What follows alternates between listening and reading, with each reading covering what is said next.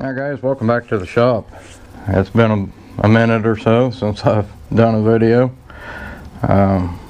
This video I'm working on some parts for a garden tractor pole tractor, Cub Cadet.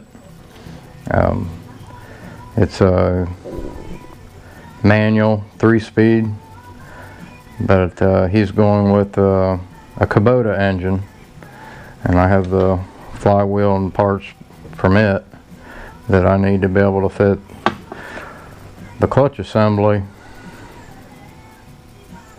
to the flywheel. So this needs to basically go on here. So my plan is to get rid of all this and machine a lot of this off, if not all of it, but I want the center to register into this piece of it's a 1.25" 15/16" DOM tubing I've had for years, left over off of some job. So it's 1.25". It fits the bearing. It's actually tight, so I want that to fit on there. I will cut it down to the length I need once I machine all this off, and I want to register this to 1.25" to fit the DOM tubing, so it'll set on there, and then this will go on the DOM tube, and then I can transfer my bolts, which I'm going to make these bigger. I'm probably going to go 5/16. We're going to try and go 3/8, but I've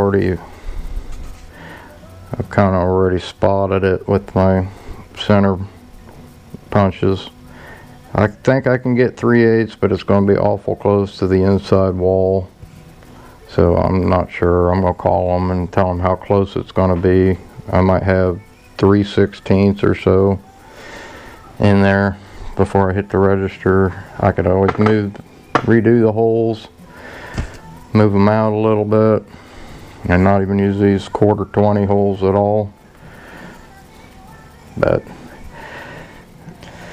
this Kubota engine, 3-cylinder, I think it's 15 to 18 horse, and we're going to put this K-series Cub Cadet clutch assembly on this flywheel. I'll get set up over on the lathe, and we'll get this centered in and start making chips. I think about 1/2 thousandths is good enough. There's a couple little ticks in it that jumps the thou, but I think that's probably good enough.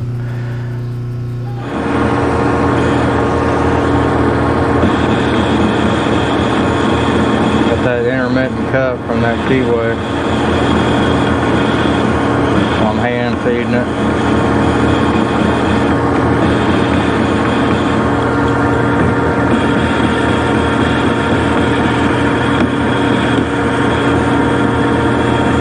Probably going 5/1000 per tick as I go past the keyway.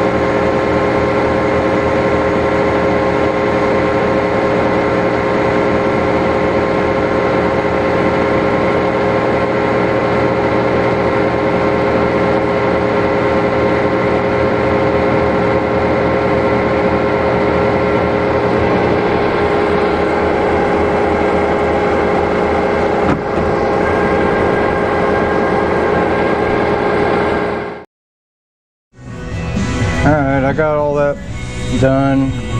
I mean, I just got carried away and kept going. Battery was charging, so yeah, I got that. Kind of hard to see. It's all recessed in there and fits in there nice and snug, real tight actually. You got to tap it in with a mallet.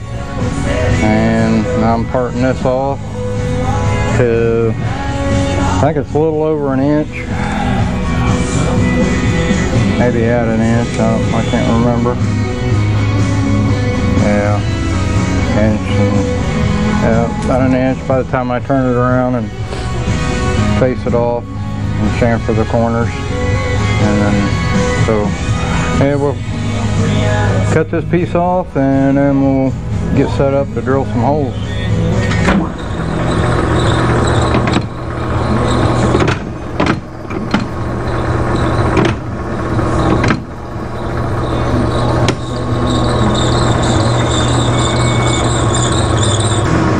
About 120 RPM,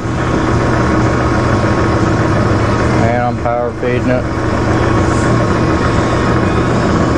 It seems to not squeak so much when you engage the feed. Just keep dumping oil to it.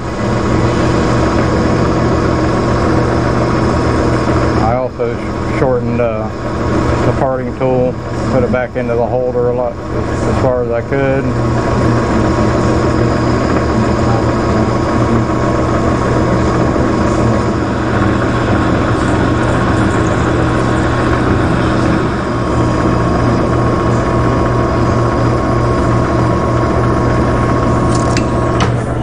There she goes. Alright, I'm ready to set up my holes pattern for the 4 holes for the 3/8. I took my plastic protector off because of the glare. Hope it's not too bad, but kind of going to get the gist of it. You don't see it too much on YouTube, trying to find some of them, but this is from Banggood. It's the JCS 900-3AE. You'll see a lot of 3As, but not the E. I don't know how I wound up with that, but I don't know if it's a new generation of DRO. But anyways, to get my hole centers, you need, like before, you need to indicate your part, find the center of your part, or the center of the pattern of your holes. And then you come over here and you zero everything out. I think I bumped my y-axis a little bit, but anyway, make sure everything's zeroed out. Hit this little hole pattern button over here. It'll ask you for the radius. I've already gone through it and set it up, so it remembers your last settings. So I want 1 inch, 223 thousandths. So type that in, you hit enter, then arrow down, and then your start angle, which is, you can start it at any degree you want if you know the degree, but usually on the x-axis to your right would be 0. I kind of have a cheat sheet here. Looking at that, there's your 0 or 360, or what is that, 3, yeah. So there's your starting point, but you can start it at 45 if you want, or wherever your holes are patterned off of a print you have, which should have the degree on your print for your starting hole. So, and right now I'm just going to start at 0, which will be over here to my right. And you hit enter, arrow down, and then your end angle. Now, I could just go, my last hole will be down here, be 1, 2, 3, 4. I could type in 270 degrees. Or on something like this, you can do the 360, which I did, 360 degrees, because all it is coming back around to your zero hole. Enter, arrow down, hole number. By doing the 360, it adds a hole, so you have to tell it's 5 holes. So it'd be 1, 2, 3, 4, 5, and that just guarantees me that nothing was off or screwed up by the time I get back around to that hole. So if that hole is dead on, then everything was good.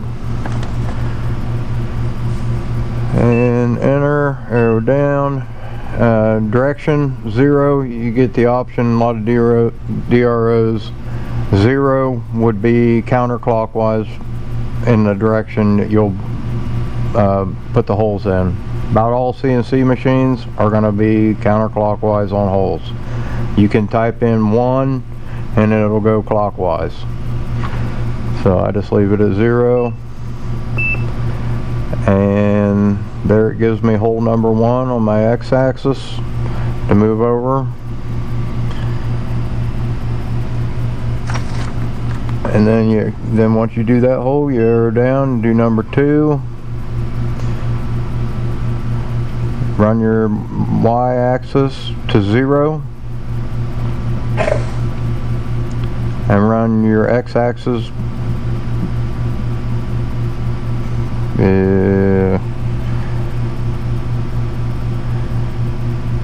yeah, you gotta take your X back to 0 and then run your Y straight out to 0. They always should be zeroed out.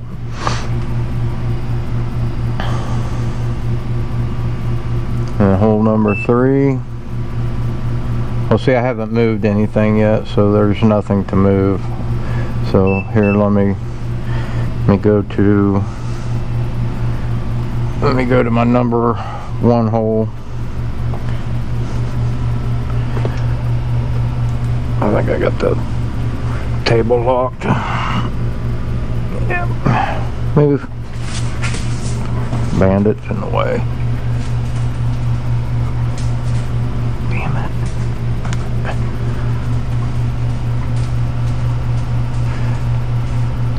Now you're running your X down to 0.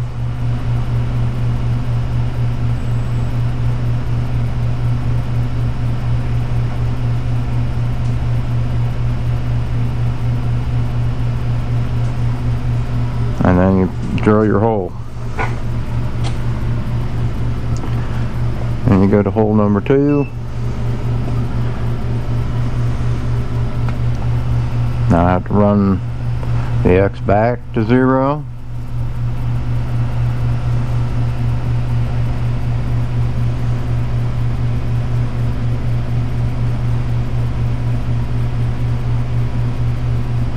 Takes forever. Then run the Y to 0.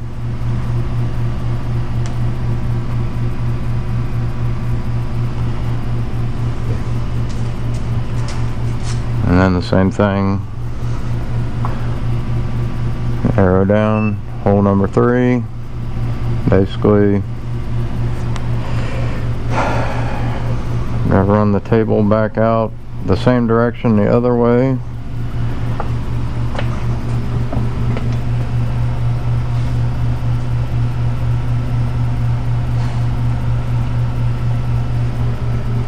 Let me kind of move you here, you've already seen that, so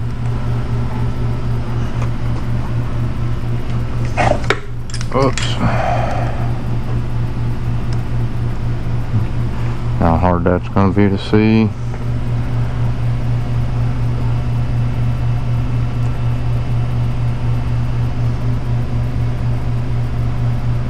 There's my X at 0. Now to bring my Y to 0. Probably going to hit the camera. No.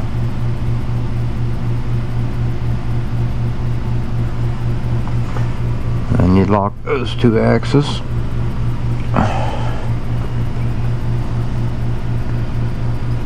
Yeah, hold on. I'm 0-0 on hole number 3.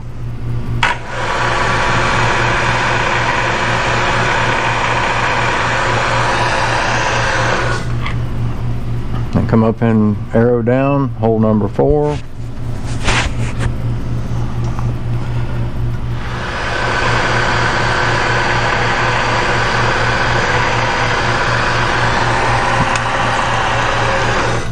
And I can call that done right there, but I did type in 5 holes, and that should take me right back to that one. Excuse me.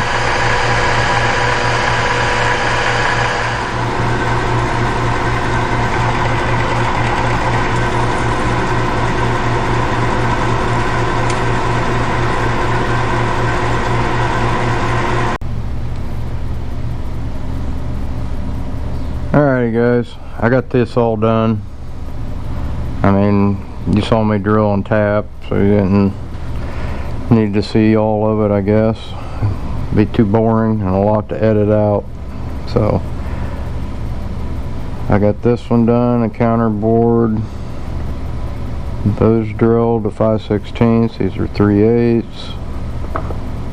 And I set that up, and I took these to right at 3/8. My 3/8 holes.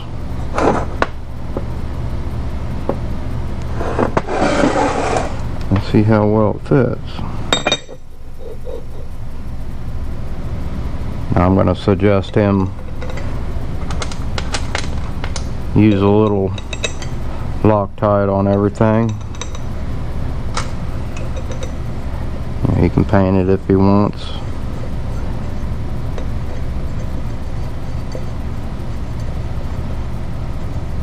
That's for a detractor pole, so it's probably going to be in and out, off and on, because that diesel engine's probably going to break that little 5/8 inch drive shaft. It's probably going to spin that sucker right off. I'm just going to put it together loose. And I did put little pecker tracks in it with got 2 dots here, 2 dots here. Line that up. It will bolt on in any configuration, but I already had it together, and I mounted it on a shaft, and I spun it. I told him he might want to take it somewhere and get it balanced. But if I remember right, I mean, it's already balanced for what it was. I actually took weight off of it.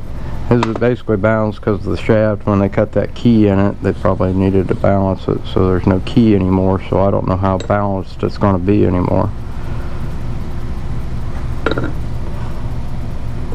But this is real tight, so I need to start all these bolts first.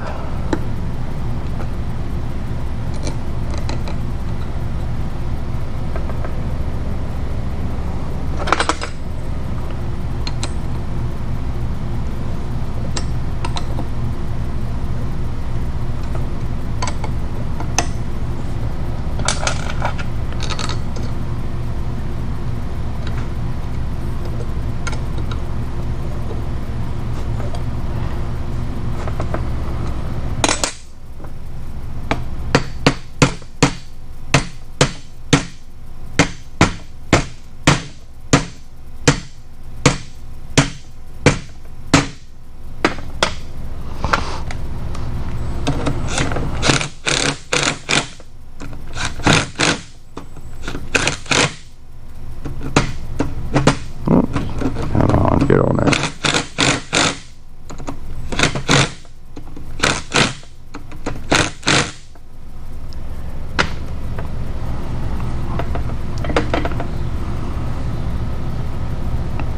And these bolts are sticking through about 1/8 inch, but there's little over a 1/4 inch the space underneath of it.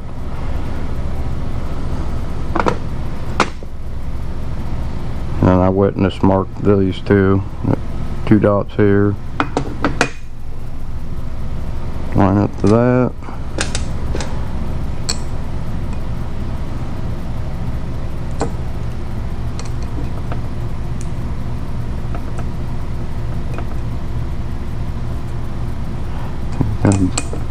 Got a burr or something on that one.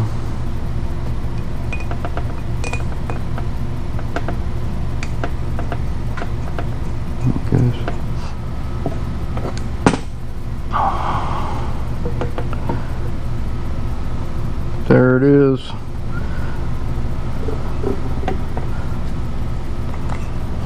A lot of weight. I mean, I'll take it back apart and let him put it together just so he can. Plus these bolts in the piece to the flywheel need tightened up, but hey, there's your 3-cylinder Kubota engine to a Cub Cadet clutch. Alright guys, if you made it this far into the video, thank you. I know some of my content's, you know, I try to get, I got a lot of work and I don't really have time to turn on a camera, because by the time, you know, I get, you know, camera setup, blah blah, you know, I could have had so much more work done that I don't have to do after I do the setting up the camera and moving it around. You know, I'm not gonna do the same thing 3 times with a different camera angle, you know what I'm saying? It's just too hard, too much time. I got too much other stuff to do. I love doing this. I like showing you what I can do. You know, anyways, just wanted to thank you for sticking in there with me. I got more stuff, a lot more. I got a lot more stuff on. I've been videoing stuff like crazy, but I just time to sit down at my computer is you know. Yeah, like this table I just built, you know, I got plenty of footage on it. I'll try to get it into I'll probably wind up trimming it down to under a half an hour, or 2 videos, I don't know, we'll see. You know, I haven't done a video in over 6 months. Last thing was on when I was bringing my plasma cutter in. You know, I've been running it now for about 5 months. No problems. I'm getting it figured out. Well, got it figured out. It's pretty simple to run. I didn't understand all the programs at first, but now it's easy. And my K&T, it's got a few issues. It's either, you know, it's got some, it'll need the gibs shimmed, so I either shim it and put it back together and use it, or scrape it. I don't know what. I'm no scraper. You know, I can't do none of that. In order to take it all completely apart, get it remachined and scraped, you know, I've had quotes for over $1,000 a weigh, so it's probably not going to happen. So it's probably going to go back together, you know, or I'll leave it apart. I got another guy that maybe wants it. I might sell it. I mean, I'd like to have it. You know, I don't know. Guy wants to buy my shaper up in Michigan. I'm probably going to sell it. I'm looking at a radial arm drill, a 9-inch column, or 10-inch column, 10-inch 4-foot arm, 10x4. I drill a lot more holes than what I use the shaper. I use the shaper for 1 job a month. You know, and it pays the pay on that weekend job on that shaper pays more than what I paid for that thing, because of, you know, I was machining AR 400. That shaper will cut AR 400 all day long. There's no other machine that I know of that can do it without spending hundreds of dollars on carbide to do it, and then it's still not really going to do it that well. So, you know, I got a lot of content, like I said, just getting the time to do it. I bought a lot more tools for the shop. You know, I got video. You know, I got a forklift. I got a CNC plasma table. I built this fab table. Lots of neat tools and stuff that I'm gonna put out on this table and show. You know, stuff I bought and acquired. You know, but there'll be a lot more in it. More coming. So, you know, this is Thanksgiving weekend. The video is an old one 6-7 months ago. You know, when tractor pulling season started, the guy wanted to put he had a 3-cylinder Kubota engine, and he wanted to fit it to, you know, the K series cooler clutch system. So there's companies out there that do it, but you know, guys on a budget, you know, figured it was pretty good content, so I made a bracket, you know, made them fit together, and it works great. So not too much machining over the last 6 months. I mean, anything I could video, a lot of it was hurry up, get her done, and get the machines back working. You know, I was doing stuff for my work. I've been doing some tool and die, you know, building dies, and that's kind of cool. I mean, it's different. Using a lot of was it DC53 metal, tool steel, you know, and then I do all the machining, and then we take it and get it heat treated and take it up to 60 Rockwell. So starting to ramble, so hey, thank you very much for sticking in with me. Come back. I'm trying to get to that 1,000, but I know I need to put videos out to get to that 1,000 subscribers. So appreciate it. Hang in there, and we'll see you in the next one.